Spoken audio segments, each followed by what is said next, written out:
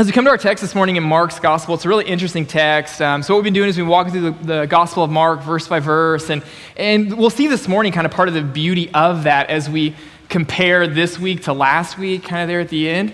But what we see here in the text is we see this picture of someone who at no fault of his own, but he struggles to understand, and he struggles to be understood. And as I started thinking in my life, I think for me personally, I'm the most frustrated when I don't understand and I feel like I should. I don't know if anyone can relate to me. Like right now, in my life, the thing that is like the biggest like confusion point of my life is Nebraska football. But number two is this like, if you're like, why do the onside kick, Scott? Why? But it doesn't matter. Doesn't matter. And so, but the second thing, and it would be the number one thing if they didn't play yesterday, is I have this leaf blower, okay? And like, it's just a normal leaf blower. I got it for my birthday a few years ago, and it's a fine machine, except for the fact that it doesn't work when I want it to work, okay? And it's got the thing on the side where it's like, okay, you turn the lever to this, you pull the thing this many times, press the primer, and then move it over, and then just start right up. Like, that's what it says. It's not how it works, okay?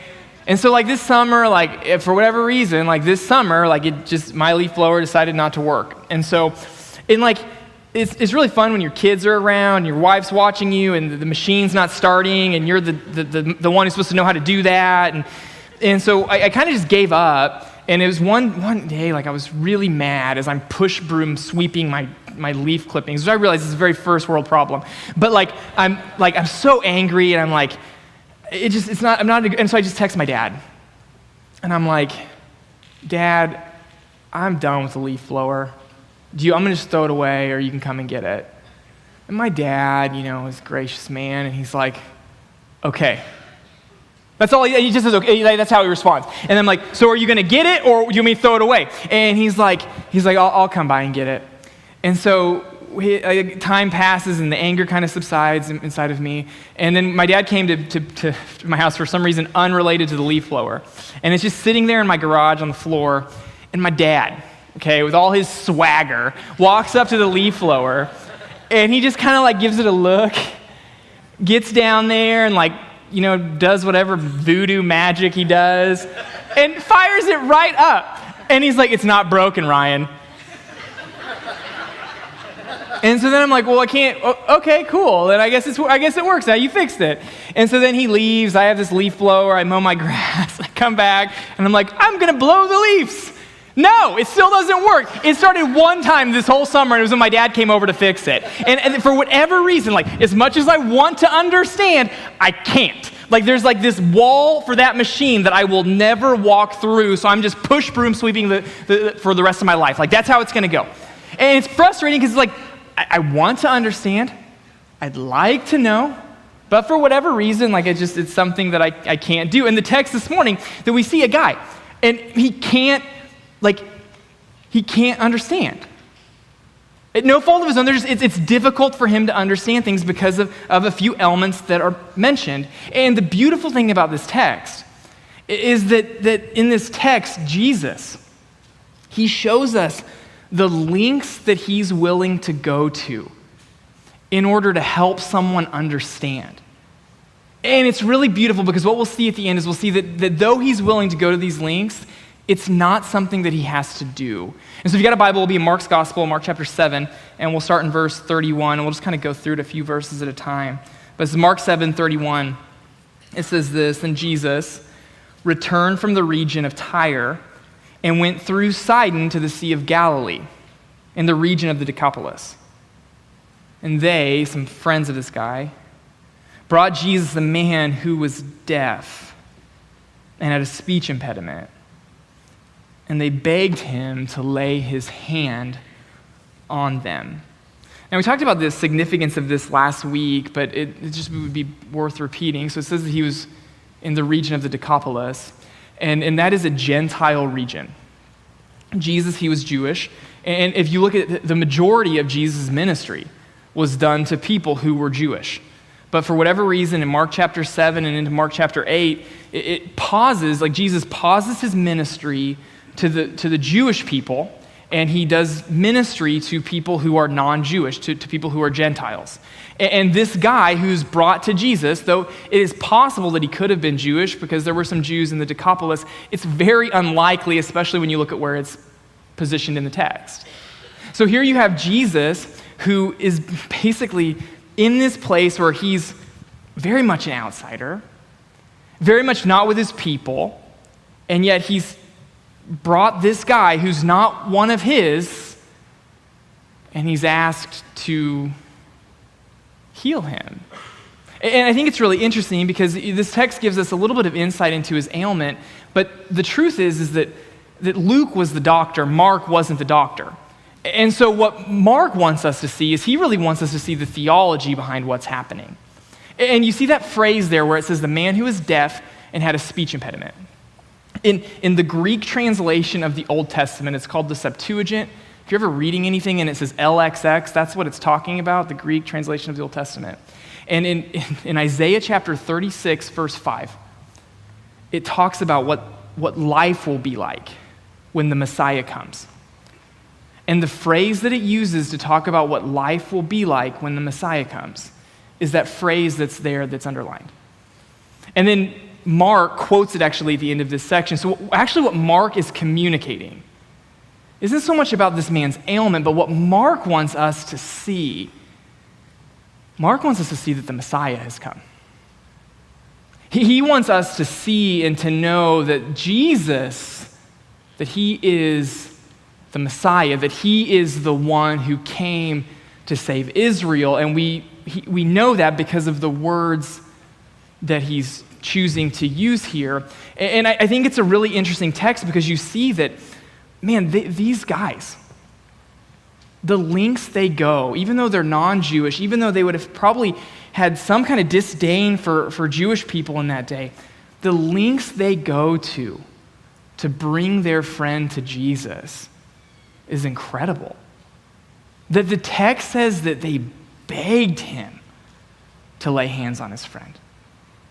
That any of us, we look at that, and honestly, that should challenge all of our hearts to ask ourselves the question, do we use that same level of tenacity to try to help connect people to Jesus? Because surely that's what happens. And because of their persistence, well, what comes next is beautiful.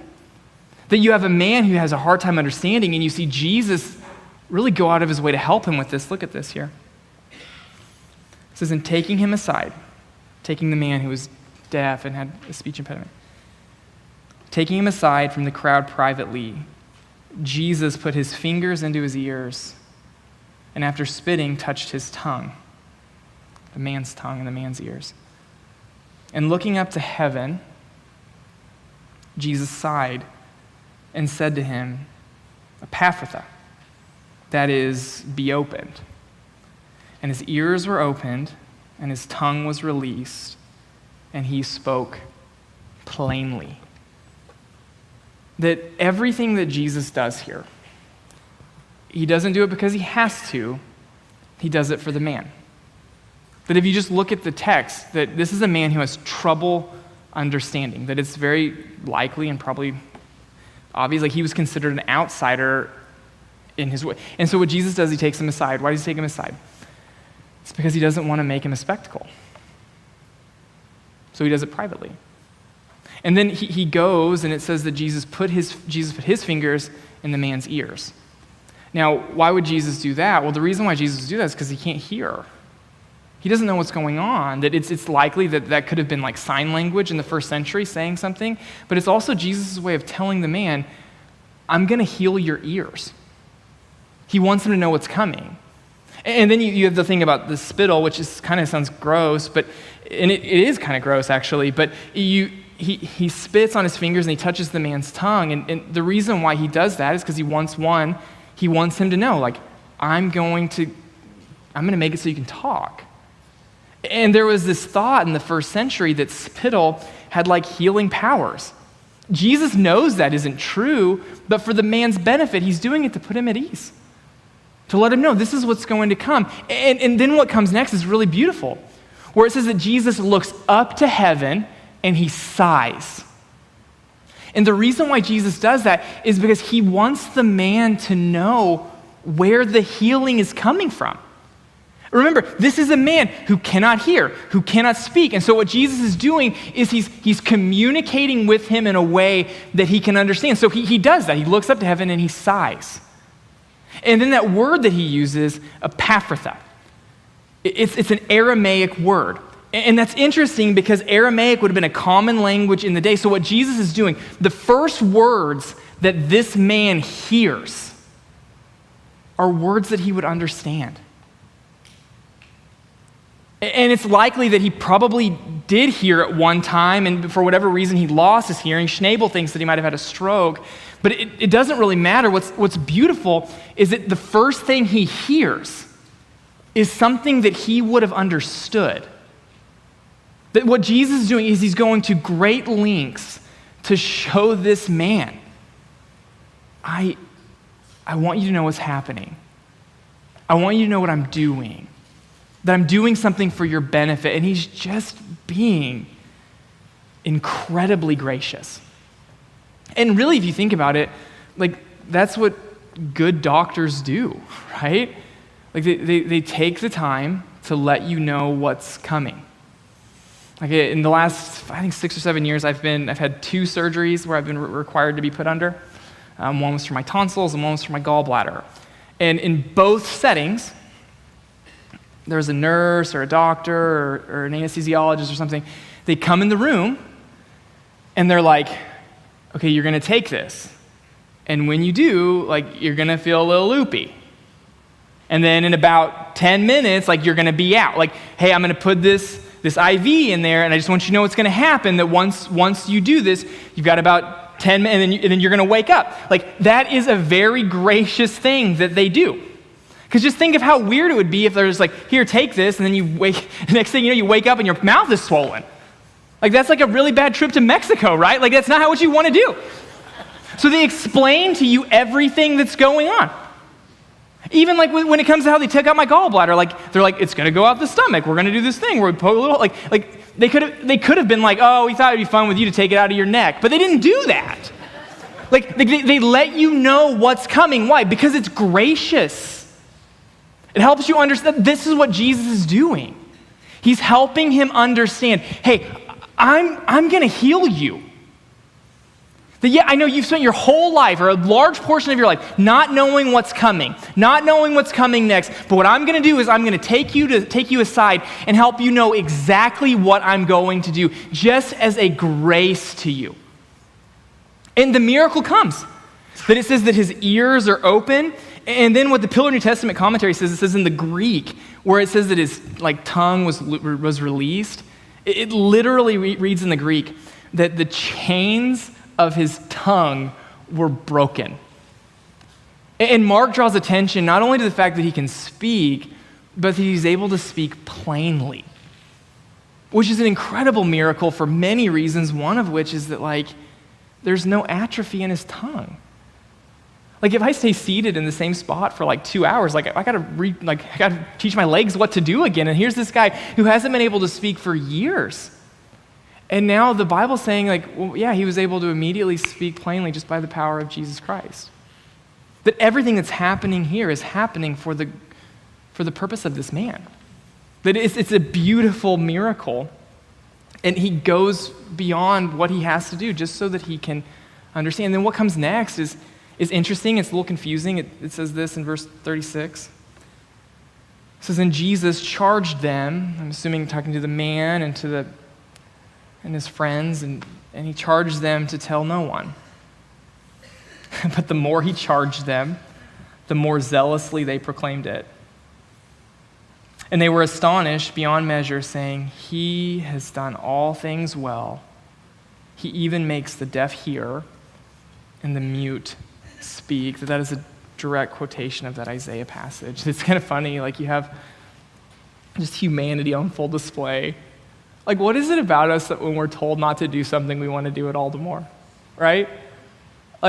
you're like, that paint's wet. I'm like, I would like to see if that paint is wet. Like, right? Like, I just don't believe it. Doesn't look wet. Like, well, you told me not to, so that's why, like, and like, hey, don't tell anybody, and then, no, and then they do it even more. Like, and that's the thing, but the part that's probably the most confusing, and we've seen this happen several times in Mark's gospel, is that command to not tell anyone. And it's kind of confusing because you're just like, why would he do that? And I would explain it this way, like, I'm really, really bad at Legos. Like, I'm not good at it. I don't like to follow instructions. Usually the way I do Lego sets is I just kind of look at the box and then it doesn't work and everybody gets mad at me, and that's kind of how it goes. And so because like the thing is, like when you have one of those big Lego sets, like the way to do it is you start at step 1 and then you go to step like 900 or whatever that it is, like, and you just walk through it and you put together a few pieces at a time. And if you get out of order, it messes everything up. But if you don't follow instructions, you just like, I'm going to look at the box and I'm going to figure it out. Like it doesn't work. What Jesus is saying here is he's saying to this group of people, the reason why he's telling them not to tell them anything is because he wants them to know, like, the story's not done yet. That there's still more left that needs to be done, and you need to let me finish that part before you start talking. Because if he doesn't, then the cart gets before the horse, and there are really, really important parts of the gospel that have yet to happen. The miracles are great, but the miracles aren't the message. The message is the gospel. That this guy's story is all it is that, yeah, Jesus healed me, which is a great story, but it's not the gospel. Jesus doesn't want to give the false impression to the people, especially in this area that's very Gentile. He doesn't want to give them the false impression that you get the crown before you get the cross. That he still has to live more of his life. That he still has to die, that he still has to raise. And then when all of that is done, then you see the Gospel Mark ending, and they're like, now tell the world. And the reason why you have to wait is because the story isn't done yet. And he just sees the issues that could come with jumping the gun there.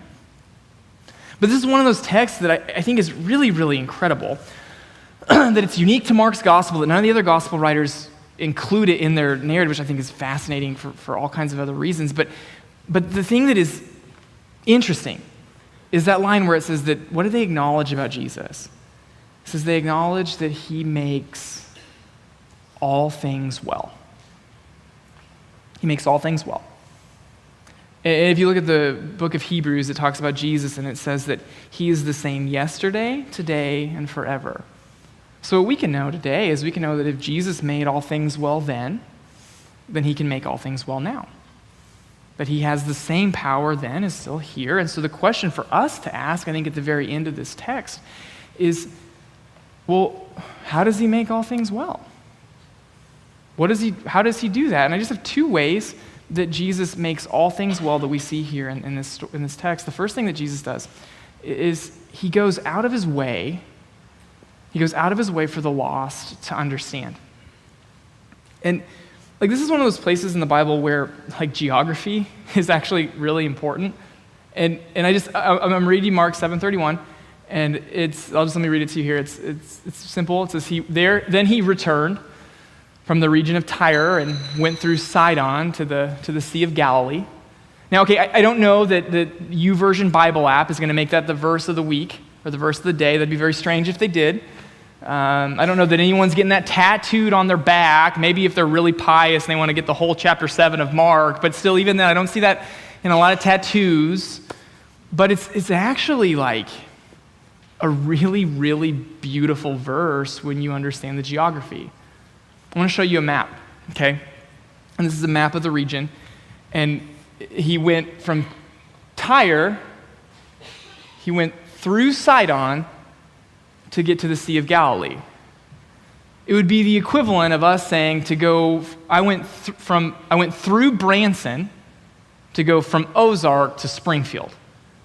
That he took the long way, which is really, honestly, kind of beautiful if you think about it, because if he doesn't go the long way, this man doesn't get healed. That if he just takes the straight shot through, then he's not going to have contact with this guy. But Jesus took the long way for the sake of this guy, which is really remarkable and something that he didn't have to do. And not only does he do it for the sake of this man, but this is just one story in this region, but you would assume that he came into contact with a lot of Gentiles. He could have just gone straight to the Sea of Galilee, like he was going back to his home base, but Jesus intentionally decided to take the long way so that he could spend more time with people who needed to know him better. Honestly, that's the gospel, right? Like he goes out of heaven to earth to go back to heaven, and he does that for you. Like what he's doing for these Gentiles is pretty cool, but what he does for us is even better because we know how the story ends. But you see the links that Jesus is willing to go to in order to help people know him. And for all of us, what that does is it really makes us turn the mirror on ourselves and say, okay, so to what extent am I doing that? To what extent am I taking the long way so that with my life, I can help more people know Jesus better? Because some of you might hear that and you'd be like, well, yeah, but Ryan, there aren't any people in my life that aren't Christians, so I don't really know. And if that's your story, then I would just say, look at the map. Like Jesus took the long way so that he could come into contact with more people who didn't know him. And so what are you doing to be intentional? And there's all kinds of things we can do. And it's important to take the long way. That's not an excuse that Jesus would have been okay with. One of the ways that we can do this is, we can do it with our neighbors. Instead of when you pull in your driveway and you close the garage door behind you, you could do this really crazy thing, which you could just walk out. See if anyone's outside. And if they are, you can do this crazy thing. Say hi. I mean, you could. That's something you could do. And that's the long way, because the short way is just walking right in. The long way is you go outside first.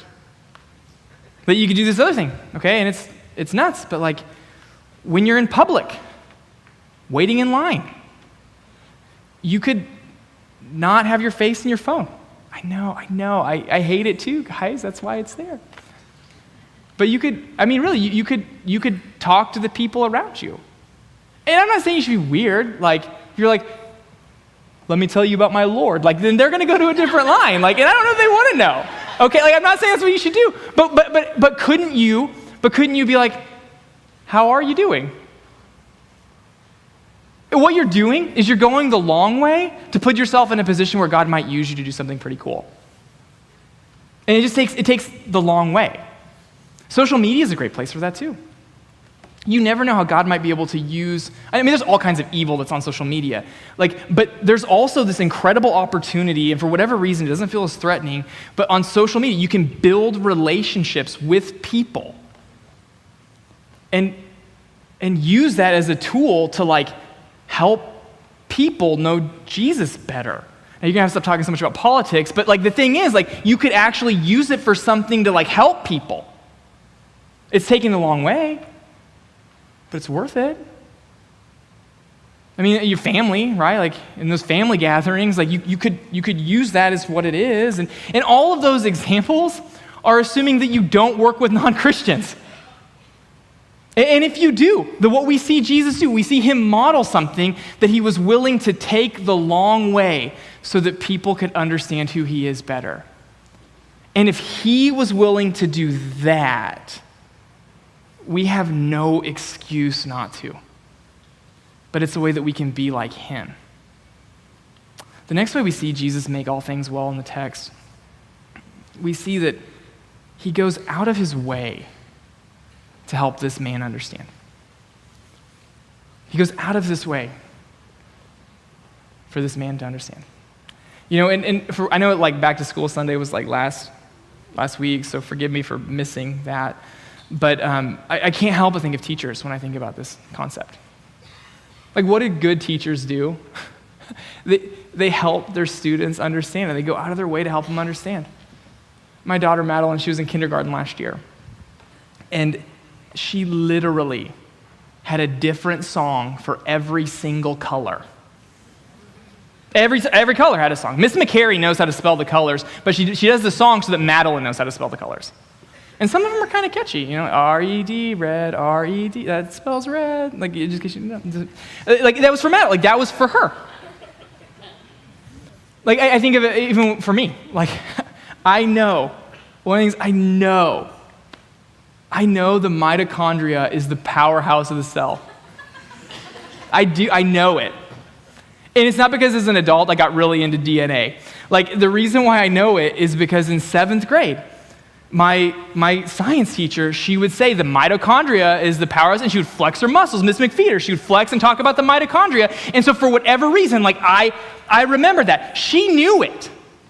But she did it for me so that I would understand it better. Like, that's what good teachers do. And then when we come to our text this morning, like, everything that Jesus does is for this guy.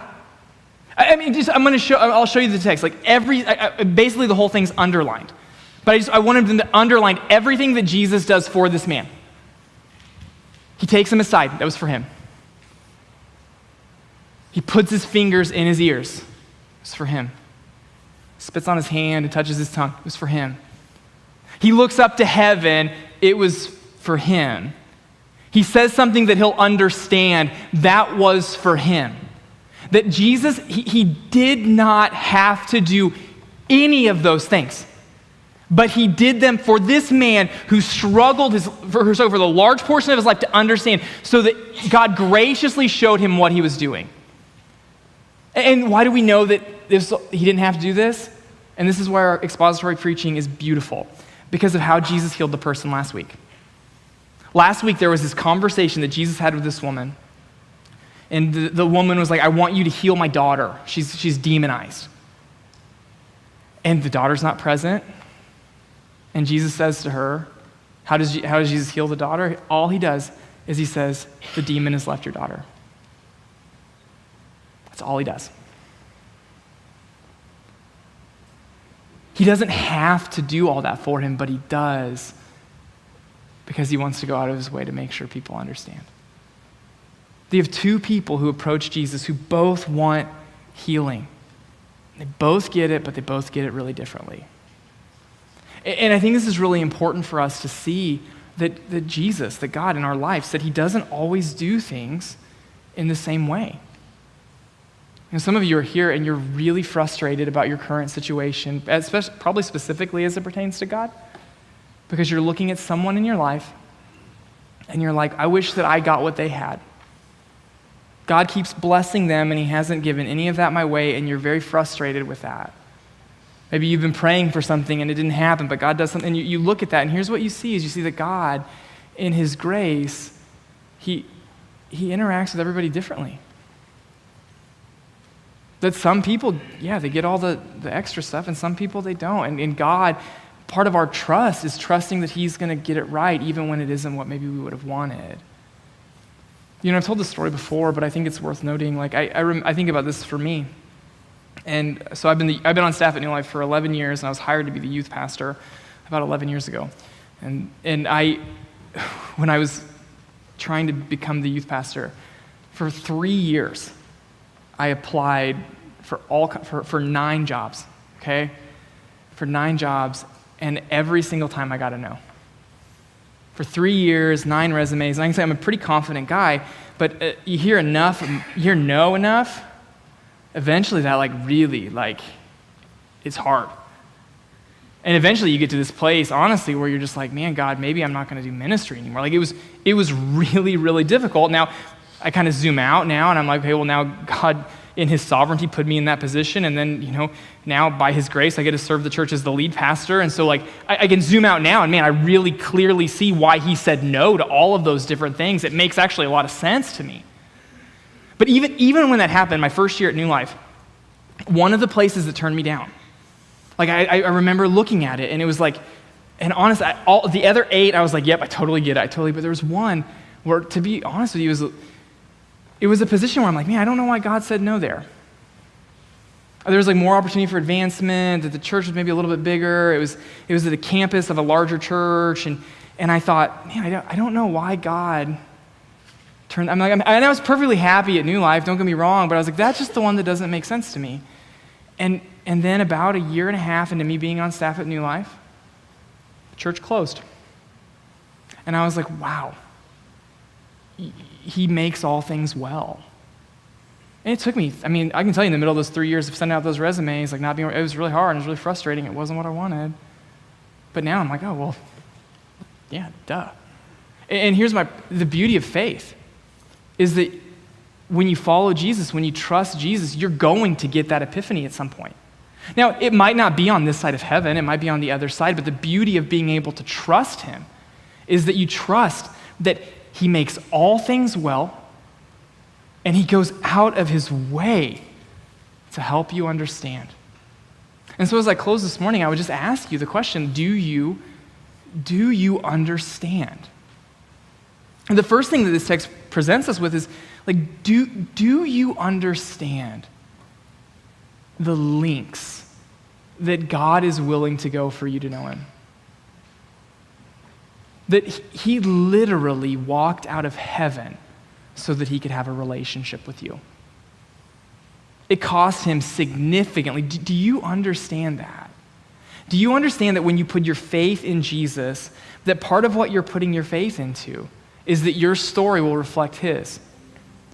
That when he died, he went to be in heaven forever, and that's part of what we put our faith in, is that we trust that because our faith is in Jesus, our fate will be the same, that when we die, that we will raise. Do you understand that? Do you understand, how good God is to you? Because I imagine if you're like me, if we were to be really honest, the fact that he died for us and made a way for us to be with him for, in eternity in heaven forever, that should be enough. Do you understand that, everything in your life beyond that is grace? Every prayer that you've prayed that happened, that was grace. He didn't owe you that. He died for you. He made a way for you to heaven. Do you see that? We tend to get really fixated on the things we don't have. And we miss the beauty of what he's given us. Do you understand? Do you see that? Do you understand that him being who he is means that he's going to operate the way that he operates? And that might mean some pain. That might mean some no's. That might mean some difficulty. But the grace of God is that even in the midst of all of that, we can trust that he has the power to make all things well. Let's pray. Father, we love you, and we're thankful. We're thankful, God, for what you do. We're thankful for how you go out of your way to help us understand, to help people understand. God, we're thankful for the gospel that you walked out of heaven so that we could know you, so that we could have a relationship with you. And so, God, I just pray this morning that we would quiet our hearts to understanding. God, if there's anyone here, maybe there's someone tuned in online, and their circumstances such that they don't understand the gospel. They don't understand what you did to save them. They haven't put their faith there. I just pray that they would.